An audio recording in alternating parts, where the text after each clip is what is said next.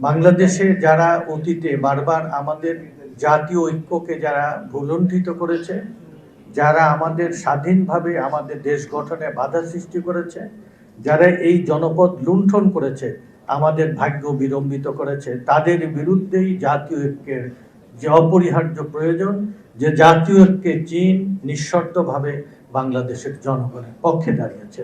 এই বাস্তবতার নিরীক্ষে চীন বাংলাদেশ ফ্রেন্ডশিপ আমাদের জন্য অপরিহার্য।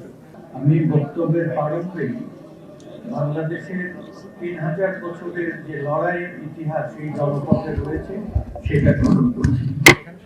এই বাংলাদেশ ফ্রেন্ডশিপ গড়ে তোলার পিছনে যাদের অবদান, তাদের প্রতি আমি ভক্তি এবং শ্রদ্ধা নিবেদন করছি।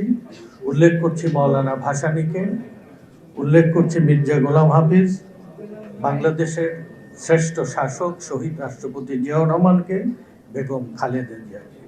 সর্বশেষ এই প্রায় ২ দশকের ফ্যাসিজমের বিরুদ্ধে গণতন্ত্রের লড়াই বিজয়ী জনশক্তিকে চীন বাংলাদেশ ফ্রেন্ডশিপটা তুলে ধরেছেন আমাদের বর্তমান প্রেসিডেন্ট, বর্তমান প্রধানমন্ত্রী জননেতা তারেক রহমান। তার প্রতি আমি শ্রদ্ধা নিবেদন করছি। আমি সংক্ষিপ্ত ২ মিনিটে আমার কথা শেষ করব। বাংলাদেশে যারা অতীতে বারবার আমাদের জাতীয় ঐক্যকে যারা ভুলুণ্ঠিত করেছে, যারা আমাদের স্বাধীনভাবে আমাদের দেশ গঠনে বাধা সৃষ্টি করেছে, যারা এই জনপদ লুণ্ঠন করেছে, আমাদের ভাগ্য বিড়ম্বিত করেছে, তাদের বিরুদ্ধেই জাতীয় ঐক্যের যে অপরিহার্য প্রয়োজন, যে জাতীয় ঐক্যে চীন নিঃশর্তভাবে বাংলাদেশের জনগণের পক্ষে দাঁড়িয়েছে। এই বাস্তবতার নিরীক্ষে চীন বাংলাদেশ ফ্রেন্ডশিপ আমাদের জন্য অপরিহার্য।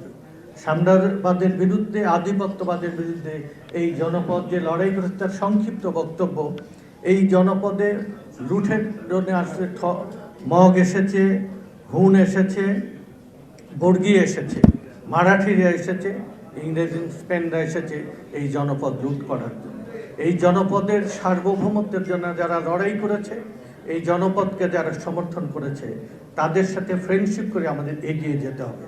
আমাদের এখানে অমিত সম্ভাবনা রয়েছে।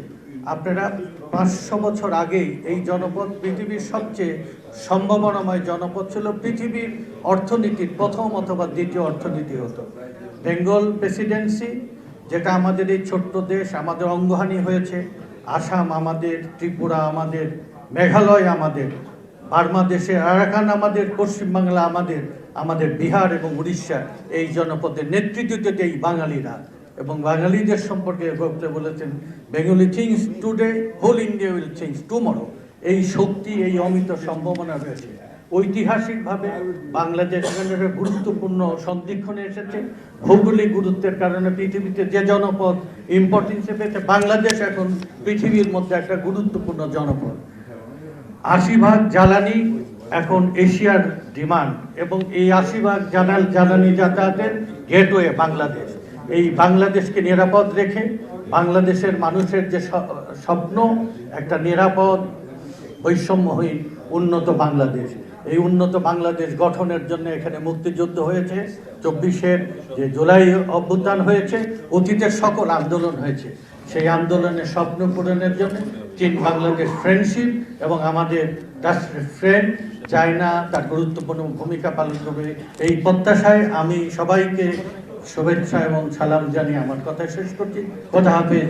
চীন বাংলাদেশ ফ্রেন্ডশিপ লং লিভ।